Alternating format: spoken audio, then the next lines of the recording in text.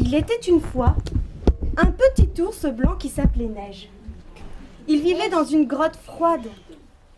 Un jour, sa maman voulut aller chercher à manger, mais n'est jamais revenue.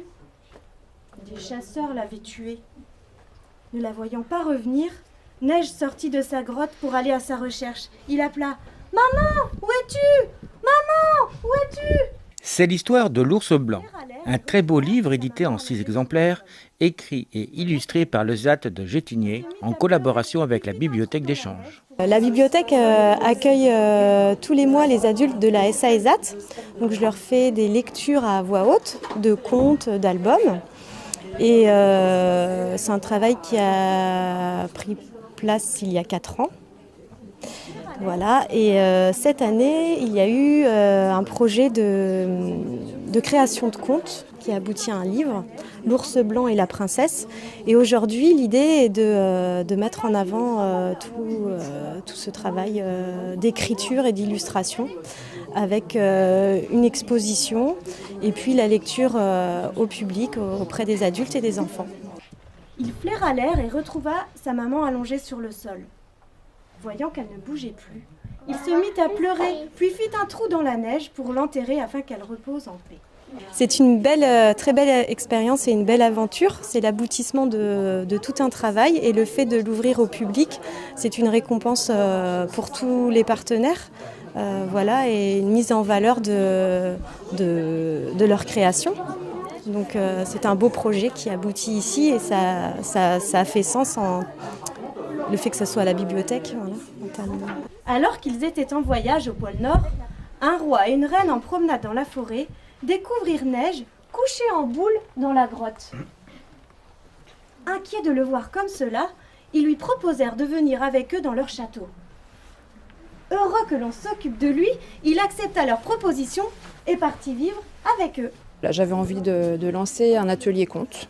Parce que je me disais que ça pouvait permettre, déjà c'était un espace de détente, permettre aux personnes, j'aime bien l'expression, de baigner dans un bain de langage.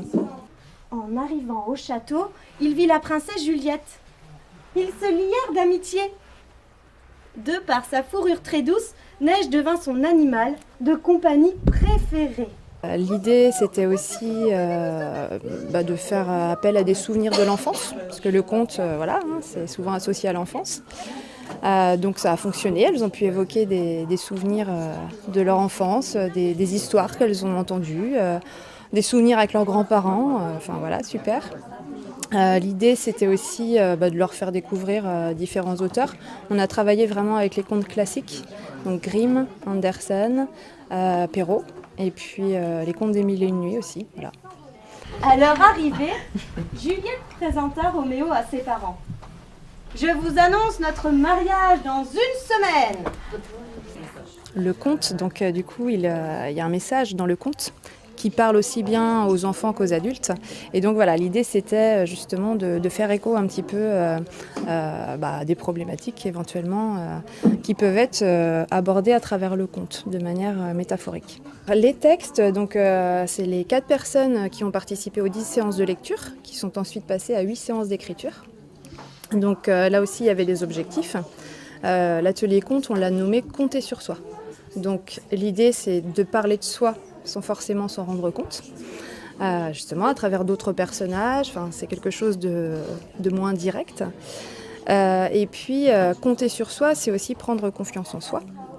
Et quand on voit le résultat, je pense que là aussi c'est un objectif qui a été atteint, parce que je pense qu'il y a une fierté quand même à avoir écrit un conte. Une expérience qui a apporté beaucoup aux auteurs prêts à recommencer. Ça m'a beaucoup reposé et détendu surtout. C'est très relaxant d'écouter des histoires et de les écrire après si on veut.